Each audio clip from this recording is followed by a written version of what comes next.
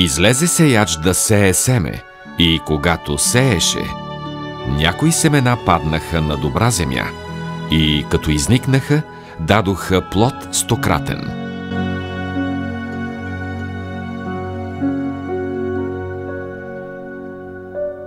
И Българската православна църква, като истински Христов апостол, веднага след своето основаване се заема с сеитбата. Нашите първоучители свети Климент, свети Наум, Константин Преславски създават в Преслав и в Охрид изключителни духовни школи, в които извършват огромна и непосилна за човешките възможности без Божията подкрепа работа по провеждането и преписването на свещените книги. Успоредно с това, тяхна основна грижа са образованието и обучението на онези, които ще тръгнат да просвещават, огласяват в Христовото благовестие нашия дотогава езически народ. И Бог благославя делото им. Изпраща хора, които ревностно изучават Словото, и за кратко време те се превръщат в Негови апостоли.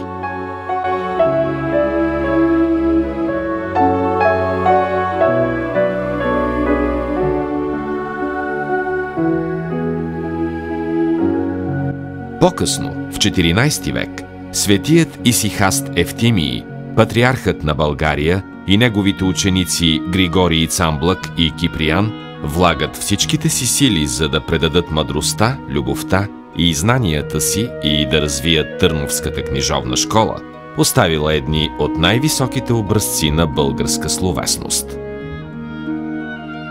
Следват 5 века на страшни изпитания за българския дух.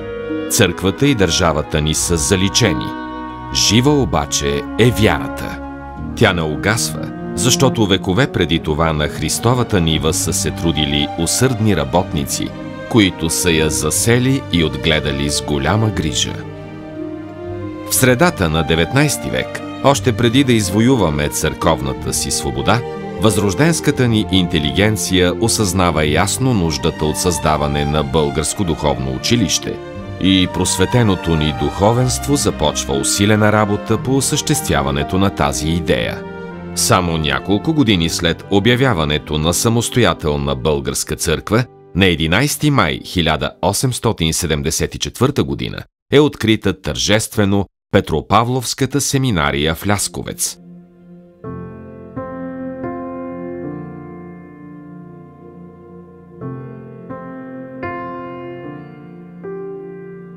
Основен вдъхновител на това дело е Иларион Макариополски, заел по това време катедрата на свети патриарх Евтимий.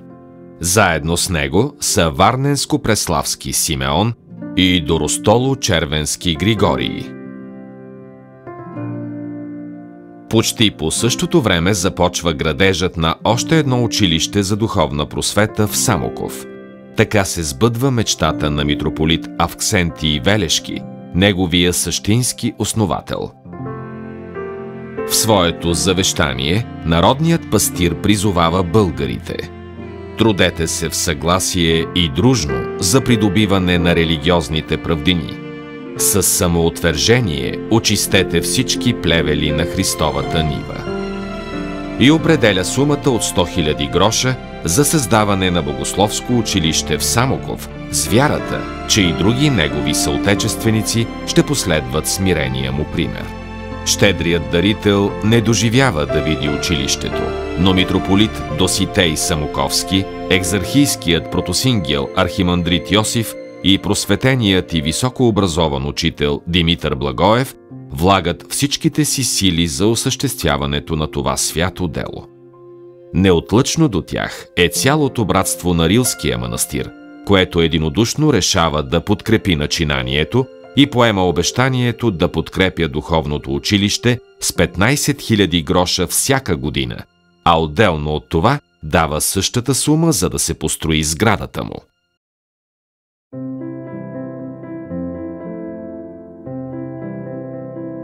На 15 септември 1876 година се открива официално Самоковско-Рилското училище. Изготвени са програми, привлечени са високообразовани учители. Следват размирни и трудни години, през които училището оцелява и се развива. През 1897 година столичната община подарява на Светия Синод красиво място в местността Курубаглар, южно от София. Тогава архиереите вземат историческото решение училището да бъде преместено в София. В неделя, на 31 март, в столицата се извърши знаменито дело. При възторжени молитви и възгласи към престола на Всевишнаго, при пението на хора от съборната църква и при многолетствията за господаря и династията, за негово блаженство и за Светейшия Синод на Българската църква, положи се основен камък за здание на Богословското училище. Великолепното здание на семинарията, както и на църквата Свети Йоан Рилски в двора му, са творческо дело на талантливия архитект Фридрих Грюнангер, създал и сградите на Духовната академия, Централната синагога и североизточното крило на Княжеския дворец. Изграждането на тази величествена постройка е в резултат на лични жертви от страна на мирски и духовни лица. Най-голямото дарение прави княз Фердинанд. Сред най-щедрите дарители са екзарх Йосиф, митрополит Кирил Видински, митрополит Григорий Доростоло-Червенски, митрополит Симеон Варненски и енорийските свещеници от цялата страна, които отделят по 3 месечни заплати от своите скромни средства. Само за няколко месеца до края на 1902 година сградата е завършена. На 20 януари, в понеделник, подир благодарствен молебен и водосвет, извършен от досточтимия архиерей, високопросвещения софийски митрополит Партении, се почнаха редовните занятия в великолепното семинарско здание. Почнато с вяра, градено с постоянство, усърдие и грижи, зданието се издигна, израсна и се разцъфтя на един от върховете на Курубаглар. То удивява всички, които го гледат отвън, пленява и всички, които го разгледат отвътре, и се взрат във всички негови модерни приспособления. На тържеството присъства Йоаким Бакалов, ректор на Самоковско-Рилското училище, който става и пръв ректор на Софийската духовна семинария. Църквата Свети Йоан Рилски, неразделна част от училището, е осветена на Димитров ден през следващата 1904 година. Начело на тържественото богослужение е митрополит Симеон Варненски. Едно начало, белязано с вяра, единство, взаимопомощ, усещане за мисия и постоянство.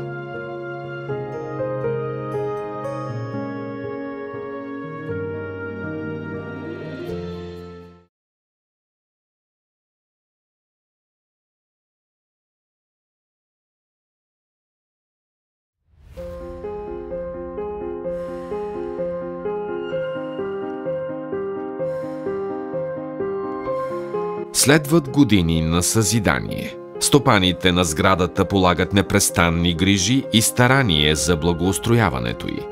В скоро време е довършена и църквата Свети Йоан Рилски, неразделна част от училището. Иконите от иконостаса са изписани от Иван Мърквичка и Антон Митов. В камбанарията са поставени 3 камбани, дело на рода Велеганови, потомствени майстори и камбанолеяри от Банско. Светият Синод е възложил изработката на темплото на семинарската църква на един добър резбач, който ще го приготви под ръководството на архитекта. По този начин вътрешната украса на тази малка църква напълно ще отговаря на вънкашния и красив изглед. Осветяването на църквата при семинарията, вместо на 19 октомври, празника на Рилския светия, стана на 26 Димитров ден.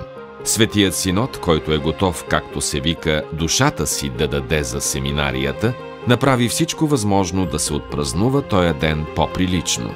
Направиха се приготовления за осветяването, поканиха се всички жертвователи по семинарските постройки, а така също видни длъжностни и недлъжностни лица и всички благочестиви софийски граждани. Денят се случи благоприятен и Корубагларските върхове още отрано се изпълниха с хора. Забелязваше се, че всички бързаха да изпреварят, да си намерят място в малката семинарска църква. Разбира се, не всички изпревариха. Мнозина трябваше да останат в притвора на църквата, а дори и вън на двора. Утренното богослужение се почна тъкмо в 6 сутринта. Почти още в самото начало светите синодални старци се намериха в църква всички и взеха участие в службата, начело с негово високопреосвещенство Варненския и Преславския митрополит господин Симеон. Службата се извърши най-тържествено. Особено впечатление правеше веселото и молитвено бодрото настроение на светите старци. Дългото богослужение по този начин мина съвсем незабелязано. Пееше хорът на катедралната църква. Почетният регент на хора можа изведнъж да схване особеностите на църквата и майсторски се съобрази с тях. Хорът пя съвсем тихо, пияно. Резонанс се получаваше чудесен и долу се чуваше като че ли ангели пеят на небето. Когато се почна осветяването на престолния камък, дойдоха поканените високопоставени гости. Малко след тях дойде и негово царско височество, князът. В речта си по случая Симеон Варненски отбелязва: издигна се храм за слава Божия, построи се приличен за божествената наука дом, разви се буйна растителност, бликнаха струи от живоносна вода, скачуща из недрата на Витоша, и десетки млади момци, синове на българи, сладки надежди на църквата, се каляват в духовни и умствени подвизи. В духовната семинария вече е прокарано електричество. След това е открит и телефонен пост. Построен е отделен водопровод, който да снабдява семинарията и военното училище с чиста вода от Витоша. И двете заведения се ползват с новоприведената вода, а занапред ще могат да имат всички блага и преимущества, които една изобилна, чиста и вкусна вода може да принесе. Новозасадените хиляди дръвчета в семинарския двор за скоро буйно ще се развият, ще обкръжат зданията там със своята зеленина и голия доскоро рът ще превърнат в прекрасна градина. Това са години особено плодовити по отношение на образователното дело в семинарията. Ректорите и особено епископ Неофит полагат големи грижи и старание да се изработят добре обмислени учебни програми и да се повиши съществено качеството на учебния процес.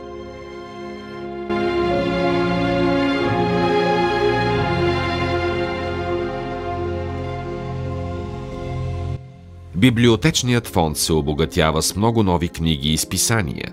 Набавя се и съвсем нов проекционен апарат, който се използва за учебни цели по различни предмети. Под ръководството на ректора и преподавателите в салона на училището през цялата година се организират оживени беседи и разисквания по теми в областта на богословието, литературата и педагогиката.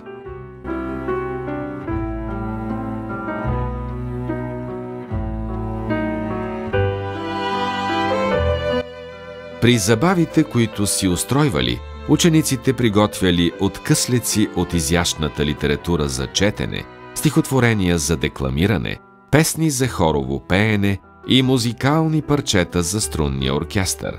С проекционния апарат пък проектирали различни прости и цветни картини. Все тогава отец ректорът издействал от Светия Синод, щото учениците да бъдат водени понякога и в Народния театър, когато са се давали някои поучителни и исторически пиеси.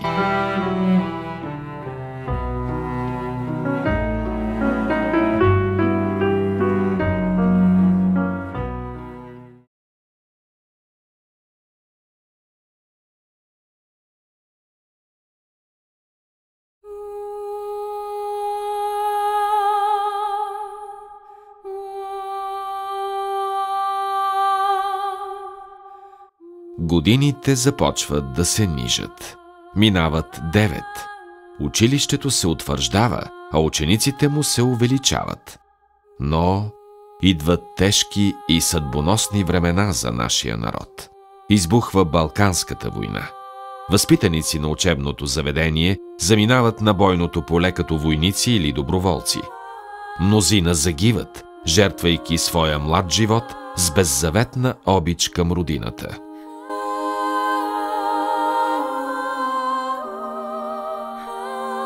По това време в София пристигат много от учениците на Цариградската духовна семинария.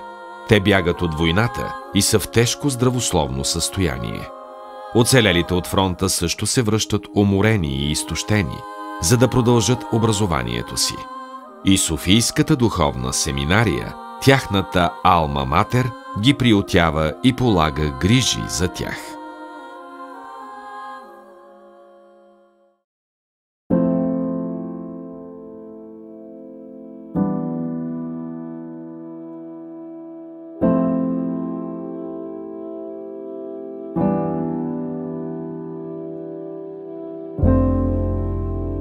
Скоро след това е обявена и Първата световна война. България влиза в нея и за семинарията отново настъпват извънредно трудни и сякаш непреодолими обстоятелства. Сградата е реквизирана и превърната във военна болница. Много от учениците от горните класове постъпват във войската, за да изпълнят дълга си към Отечеството. Духовното училище обаче не се предава и продължава учебните занятия в частна сграда при тежки условия. Недоимък на храна, отопление и осветление. Семинаристите са разпределени в частни квартири, живеят в крайна бедност, но техният ректор и всичките им учители непрестанно ги посещават, окуражават и наставляват да се учат с ревност и постоянство и да присъстват редовно на богослуженията.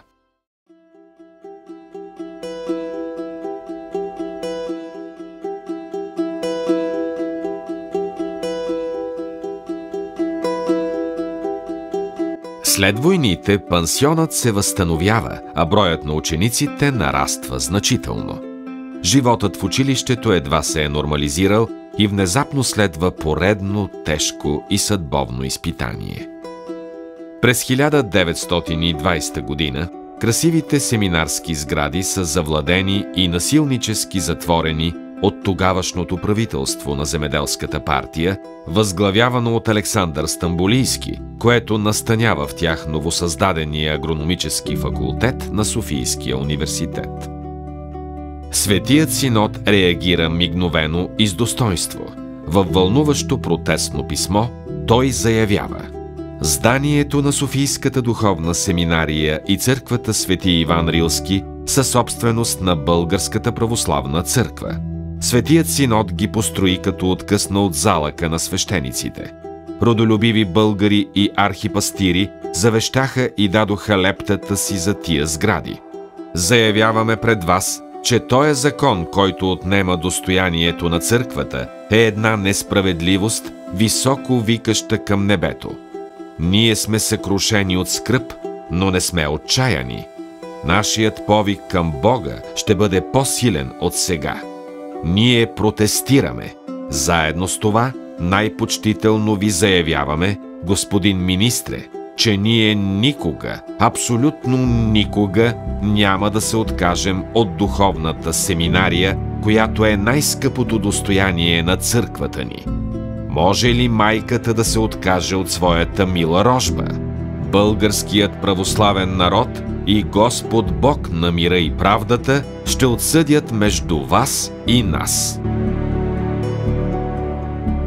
Следват още няколко гневни писма, в които се посочва, че семинарията е неотчуждаема църковна собственост, че този вандалски акт нарушава Конституцията и екзархийския устав и засяга законни и вековни права на църквата.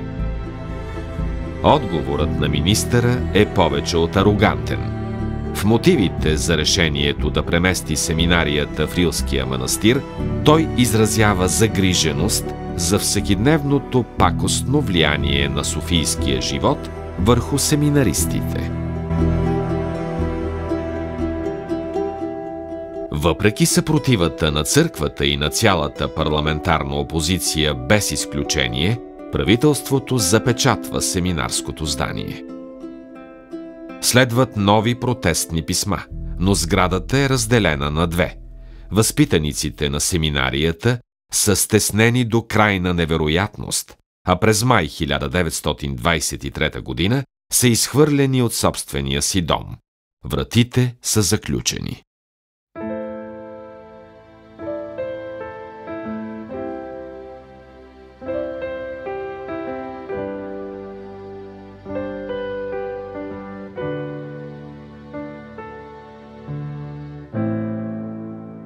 На 9 юни правителството е свалено чрез преврат. Още на следващия ден Светият Синод получава уверение от новите управници, че семинарията ще бъде върната изцяло на църквата. Не тъй обаче гледали на семинарския въпрос професорите агрономи, пише Църковен вестник. Те смятали, че се намират пред един свършен факт с семинарията и поискали да поставят всички пред тоя факт. За тази цел те започват опустошителен ремонт, който продължавал денонощно. Сградата е подложена на разрушение, а градините около нея са опустошени. Двама министри от това правителство настояват Светия Синод да си построи друга семинария.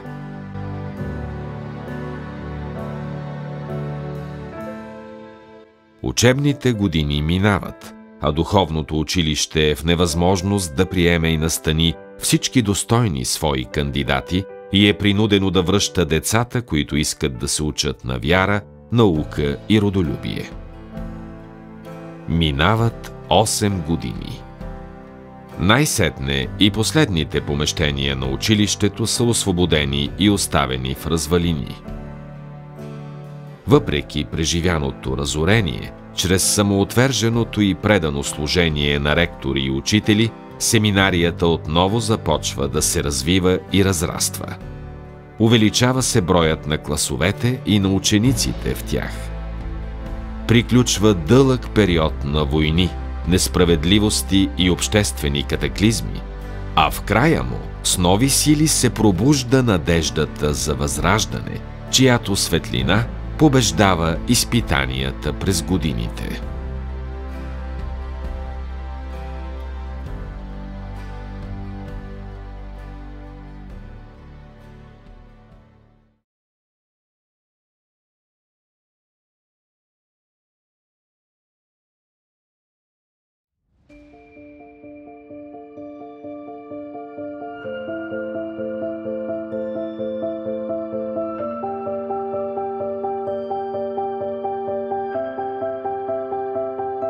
Следват няколко мирни години, в които семинарията се опитва да се възстанови от разрухата. Положени са огромни усилия, за да се издигне тя отново на предишната висота. И те се увенчават с успех. Учебният процес постепенно се нормализира, всички са обнадеждени и вдъхновени за работа, която чувстват като своя мисия. Започват да прииждат все повече ученици. И така, няколко години на нов градеж.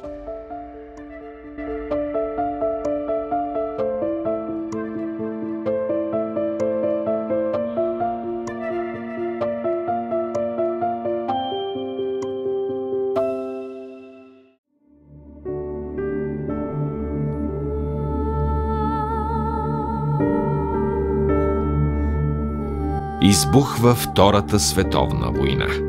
При бомбардировките над София голяма част от семинарските сгради са пострадали, а библиотеката и останалото имущество са евакуирани на различни места в страната, което неминуемо води до тяхното повреждане и разпиляване. След края на войната учебните занятия не могат да започнат, защото в училището са настанени съветски войски. Освен това, ректорът на семинарията, архимандрит Николай Кожухаров, е арестуван и предаден на Народния съд заради достойната си позиция като член на Международната комисия, разследвала убийствата в Катин. Много от преподавателите са подложени на системен тормоз и заплахи за уволнение. За да се осигурят нормални условия за обучение, Екзарх Стефан прави многобройни постъпки пред съветското военно командване и пред българското правителство за освобождаването на Софийската семинария. През юни 1947 година съветските войскови части напускат сградата, но властта отказва да издаде постановление за връщането на училището и умишлено бави окончателното си решение. Напразни са първоначалните надежди на църквата, че правото й на собственост и владение върху сградата, придобити с голям труд, ще бъде зачетено. Комунистическата власт намира законови форми за фактическото изземване на църковни и манастирски сгради.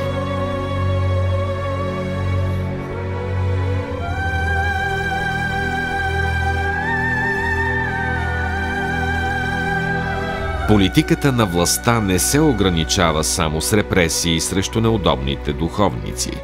Учебните заведения към Българската православна църква се превръщат в основна мишена.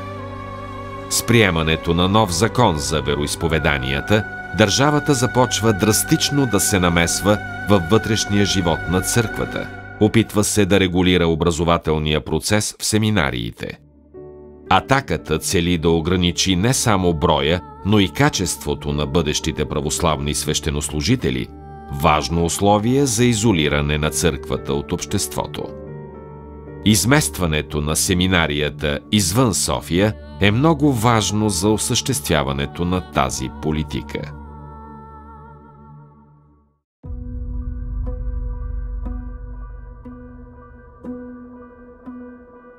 През септември 1948 година Екзарх Стефан подава оставка и това има съдбоносно значение. Натискът върху Светия Синод се усилва.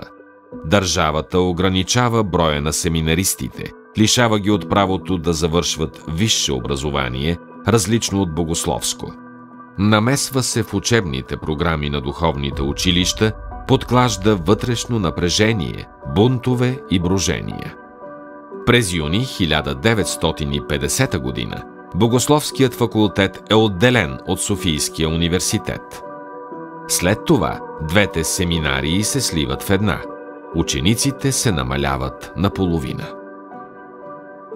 На 11 септември същата година, с постановление на Министерския съвет, сградите на Софийската семинария се предоставят на пионерската организация Септемврийче. Те са не само иззети, но и превърнати в пионерски дворец, наречен на тогавашния пръв ръководител на държавата Вълко Червенков. Училището е преместено на гара Черепиш. Там условията са крайно неподходящи. Няма водопровод и вода. Няма достатъчно учебни стаи и жилищни помещения. Това е началото на 40-годишно изгнание. Всички изпитания укрепват още по-силно желанието за възвръщане на справедливостта и чувството за общност, което е неотменна черта на духовното училище в цялата му история.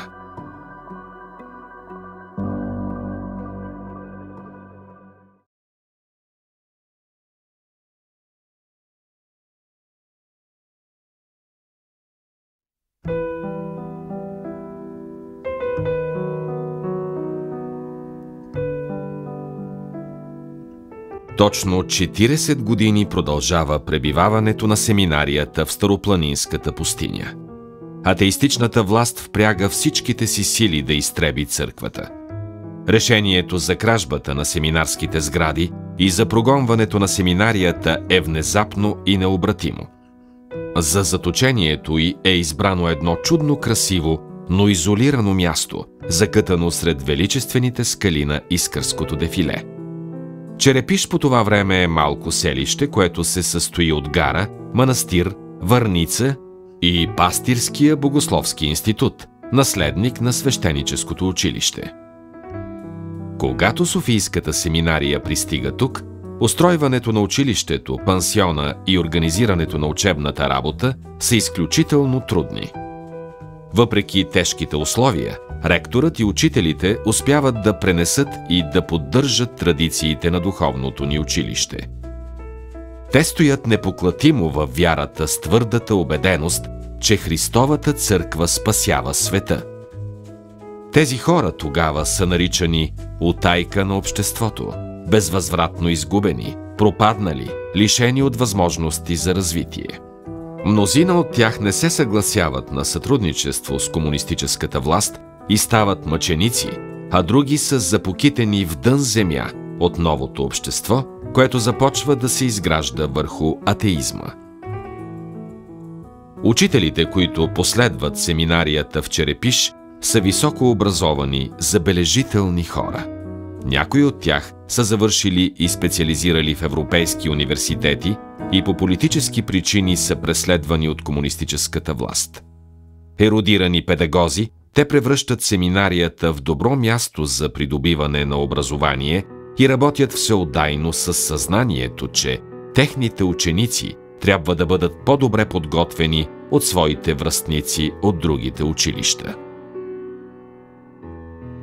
В своите спомени професор Георги Бакалов пише: „Спомням си ректора, дядо Тихон и учителите. Какво достолепие и уважение излъчваха тези хора.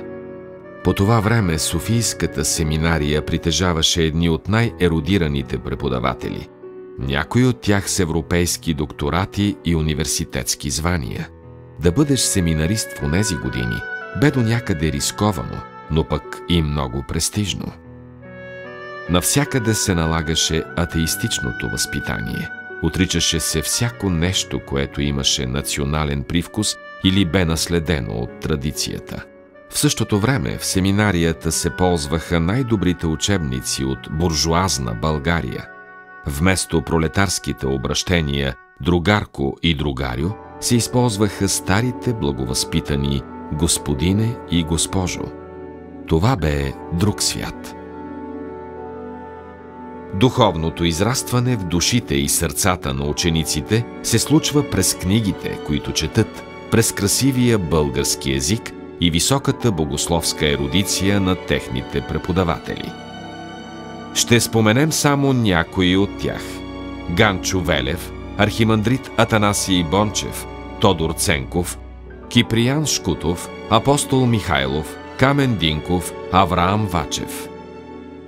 Въпреки отдалечеността на училището от големия град, ръководството полага усилия да не липсват културни събития в живота на учениците, захвърлени под черепишките скали. Често в семинарията се организират прожекции на стойностни филми, недостъпни за масовата публика. По няколко пъти в годината там гостуват софийски артисти, именити столични музиканти от филхармонията и операта, които изпълняват концерти за пиано и цигулка.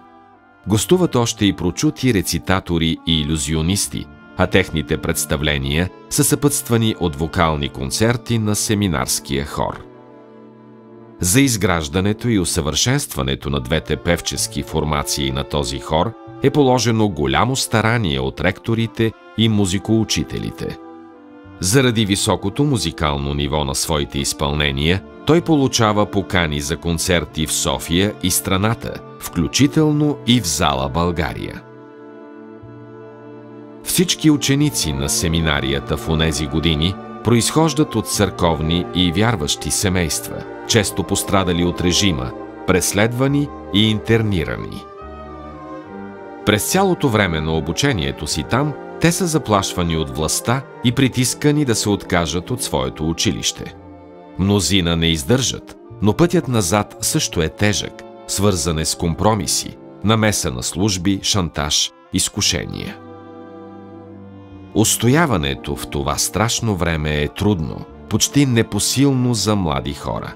Тогава дипломите на семинаристите, гарантирани от високия авторитет на църквата и постигнати с толкова труд, упоритост и търпение, не се признават от държавата. След завършването си, семинаристите са задължавани да отбиват военната си служба само в трудови войски и често са задържани в армията месеци след изтичането на задължителния срок. Те не са допускани до други висши учебни заведения извън духовната академия, а след като я завършат, могат да си намерят работа само в църквата. И ще бъдете мразени от всички заради моето име, но който претърпи до край, ще бъде спасен. Най-тежкият кръст в онези изгнанически години носят безспорно ректорите на семинарията. И особено двама от тях, вградили живота си в подвижническото служение на това училище – смоленски епископ Тихон и браницки епископ Герасим. Именно те задават на семинаристите правилните духовни модели, които по-нататък се доразвиват. Дядо Тихон завършва с пълно отличие Софийската духовна семинария, където е съвипускник на патриарх Кирил. След завършването на Богословския факултет на Софийския университет, той работи като учител-възпитател в Пловдивската и Софийската семинария. Ректор на Софийската семинария е от 1946 до 1971 година. Нему се пада да понесе страшния удар при прогонването и да организира преместването на училището в Черепиш. Години наред той вярва, че това ще бъде за кратко, че комунистите ще паднат от власт и че училището ще се върне в родния си дом.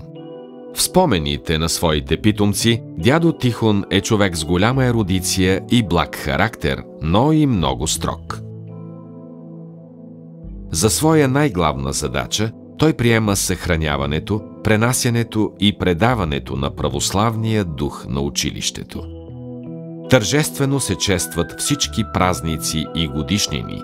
Архиереите посещават често семинарията и оказват много ценна духовна подкрепа на учениците.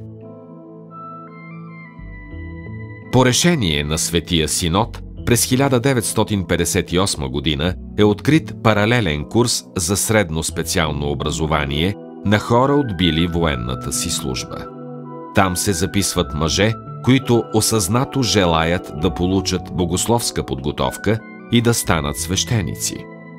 Ректорът въвежда строга дисциплина и крайна взискателност по отношение на изрядността на богослужението в семинарската църква Свети Климент Охридски.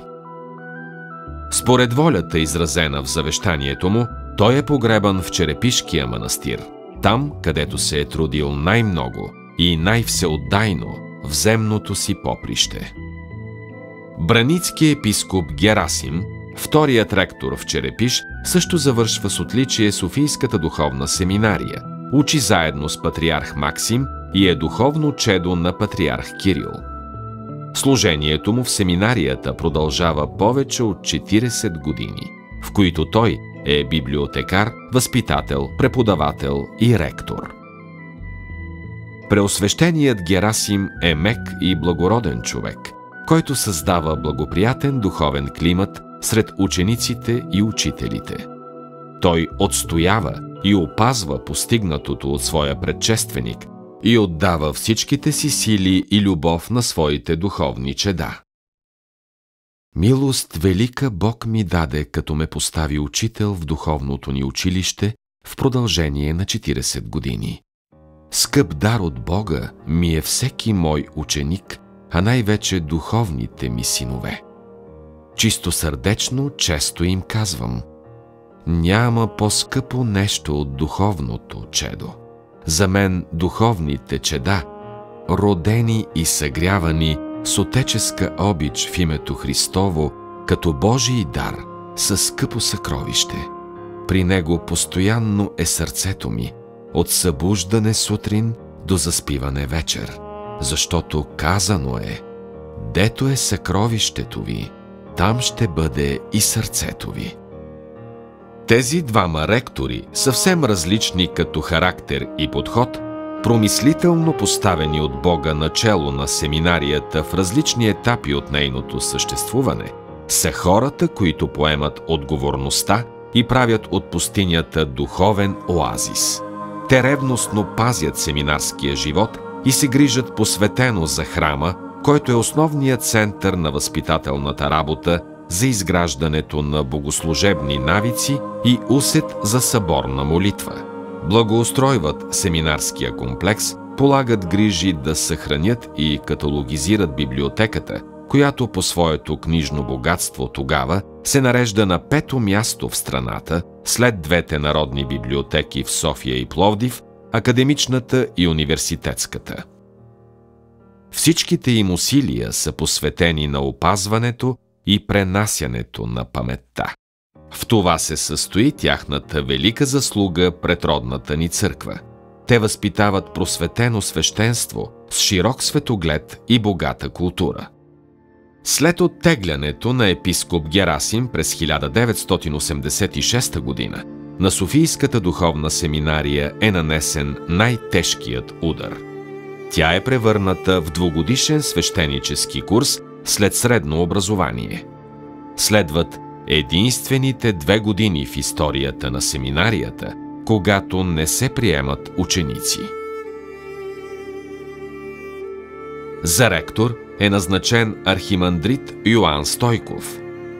След него, през 1987-88 година, на тази длъжност встъпва професор протопрезвитер доктор Николай Шиваров.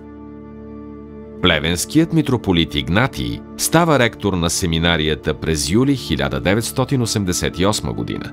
По време на неговото ректорство, с решение на бюрото на Министерския съвет от 14 април 1990 година, сградите на Софийската духовна семинария се връщат на църквата. Така се слага край на 40-годишният семинарски плен. Светилото се туря на светилник, за да виждат светлината му ония, които влизат. И се сбъдва казаното от Господа: силата ми се в немощ напълно проявява.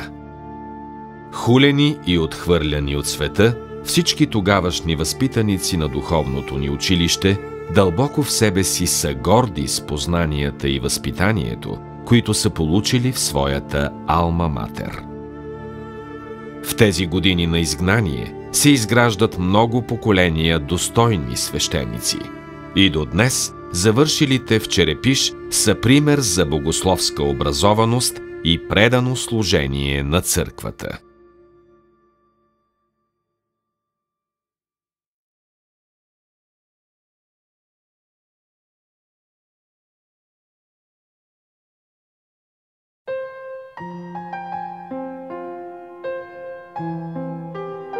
След законовото решение за връщането на сградите, пренасянето на семинарията не се случва толкова лесно.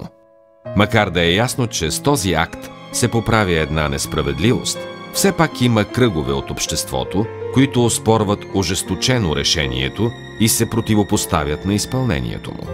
И в това няма нищо необичайно, защото за повече от 40 години истината се подменя, престъпната кражба се оправдава, озаконява и дори се преобразява в фактическа, юридическа и морална справедливост.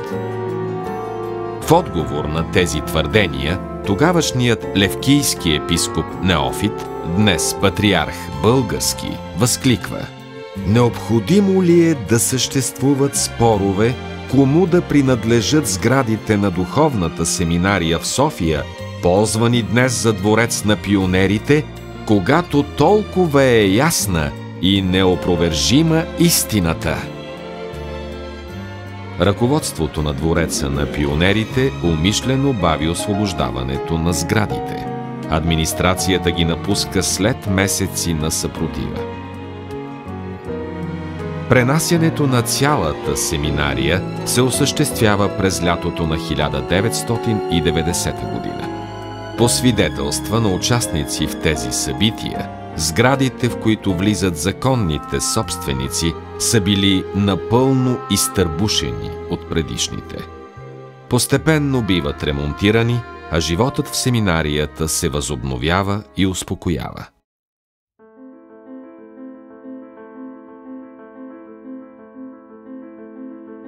Годините са преходни, напрегнати. а не след дълго идва нов удар – разколът в Българската православна църква. Противозаконно и противоканонично държавата се включва в спора на страната на разколниците и налага така наречения алтернативен синод. Силно засегната и поставена на голямо изпитание е и Софийската духовна семинария. В този момент учителската колегия се обявява твърдо в подкрепа на каноничния патриарх Максим при ректорството на Константийски епископ Григорий. С Божията помощ отминава и това изпитание. През октомври 1995 г., по време на ректорството на архимандрит Серафим, се случва нещо, за което Светият Синод отдавна настоява. Министерството на образованието признава Софийската и Пловдивската семинария за среднообразователни духовни училища с право да издават диплома за средно образование, позволяваща на завършилите семинаристи да продължат образованието си във висше учебно заведение в страната и в чужбина. Трудностите бяха първо върху мен, че аз не съм бил ръководител на такова учебно заведение, изобщо на учебно заведение, и като не само учител, не съм бил учител, ми така изведнъж като ректор, ръководител е трудно с ученици, които бяха тогава, 250 човека бяха учениците, заедно с паралелния курс. Трудното беше, че тогава бяха времената на разкола. Ние бяхме привърженици поддръжници на дядо Максим. Опозицията или тогава с водещите, ние бяхме в случая опозиция, управляващите бяха на друго мнение и правиха пречки. Голямата помощ на декана на Богословския факултет, който и той беше на наша страна и подкрепеше узаконяване на семинарията, професор Генев, моя бивш курсов ръководител в академията, и заедно с отец епископ Евлоги, който беше ректор на Пловдивската семинария, чрез много преговори, уточнения на програми с Министерството на образованието, успяхме да узаконим семинарията по времето на беше министър-председател Жан Виденов и професор Илчо Димитров, академик Илчо Димитров, беше министър на образованието и той по негово време и света на 1995 година узакони семинариите двете, Пловдивската и Софийската. На 15 юли 1996 година ректор е велички епископ Сионий. Когато поема тази отговорност, той е само на 25 години и въпреки младата си възраст успява да стабилизира семинарията, засегната от цялостната криза в държавата. Голяма радост мога да споделя пред вас и с нескрито вълнение, че въпреки трудностите и изпитанията на онова време, имахме изключителна духовна радост, изключително духовно удовлетворение от трудовете си и семинарското общество, ръководството, учителите, възпитаниците, живеехме в постоянна благодат, радост и усещахме всекидневно покрова на Божията майка и на преподобния наш закрилник, свети Йоан Рилски чудотворец.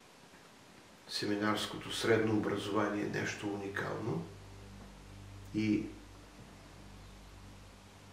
съм работил според дадените ми от Бога сили за просперитета на това училище.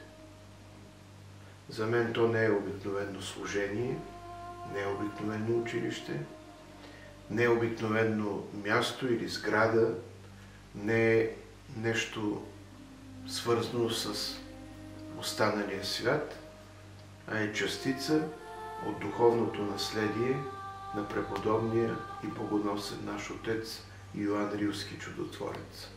Великият просветител на българския народ още от първото българско царство, но и просветител, който съм почувствал в дните си на ректор, просветител, постоянен на нашия народ и действено изразен и в наши дни.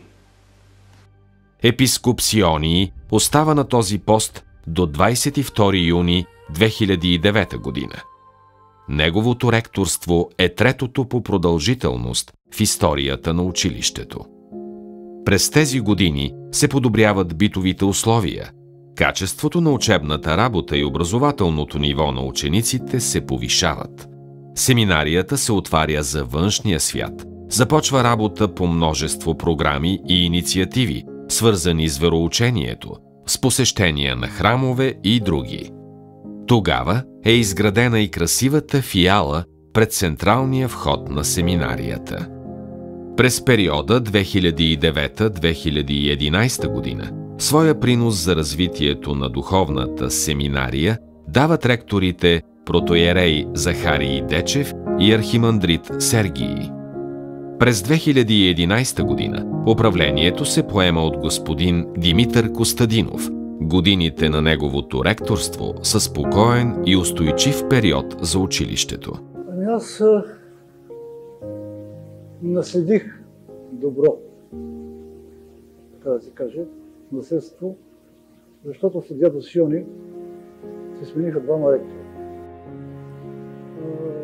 Проблеми не може да няма, но се решаваха в крак. На 12 юни 2017 година Светият Синод избира за ректор браницкия епископ Пахомий. Нему се пада отговорността за извършване на цялостно обновяване на семинарския комплекс. Изграден е пансион с прекрасни битови условия за семинаристите. Учебният корпус е основно ремонтиран и модернизиран. Изградени са нови интерактивни стаи, оборудвани с съвременни технически средства. Въведена е съвременна електронна система за описание на книги, с което е поставено началото на така необходимата рекаталогизация на библиотечния фонд. Извършва се цялостен ремонт на храма. Стенописите и олтарните икони, дело на прочути и талантливи художници, са великолепно реставрирани. Постоянно се полагат усилия за поддържане на парковото пространство.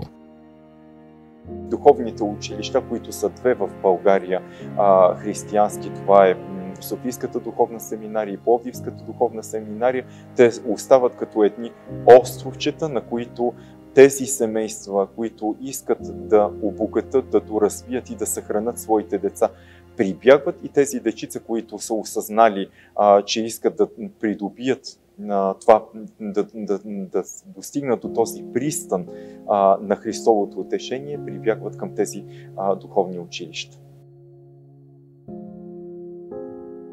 Приоритет на ръководния екип на епископ Пахомий е непрекъснатото подобряване на качеството на обучението.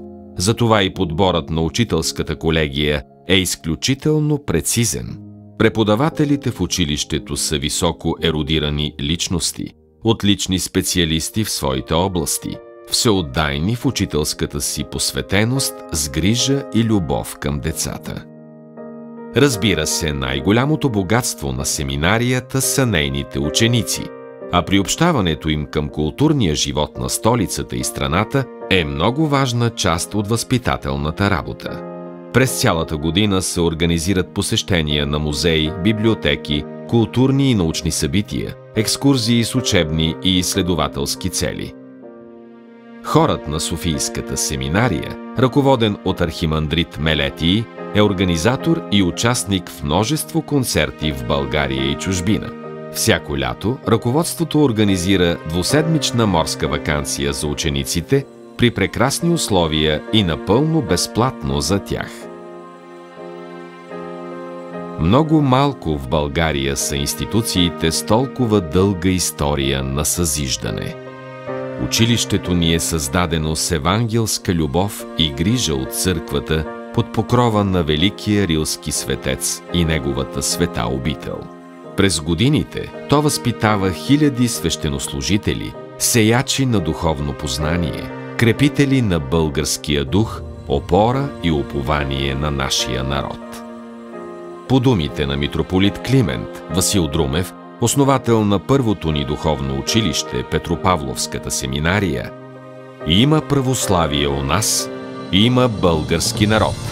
Няма православие, няма български народ. Затова, за да я има България, е жизнено важно да я има и да преуспява Софийската духовна семинария. Ние познаваме миналото си, пренасяме паметта за него и гледаме към бъдещето с вяра в Бога и с любов към България. Надеждите ни са в нашите прекрасни деца, в мъдростта на църквата, в добрия ни, талантлив и боголюбив народ. Честит празник, училище на духа! Честит празник, носители на Христовата светлина!